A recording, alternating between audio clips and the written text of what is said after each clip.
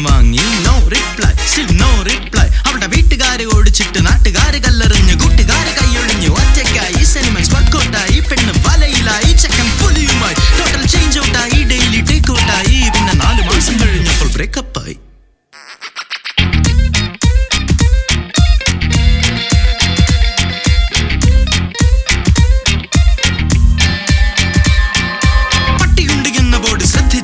അത് സീനാകുമെന്നും അവൻ ചിന്തിച്ചില്ല.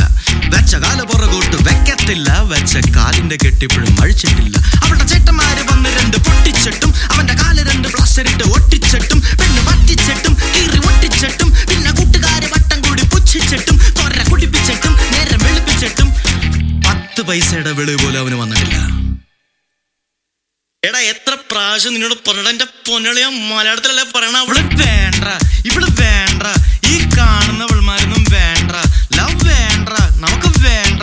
ഇവളുടെ അല്ലേലും സീമത്തം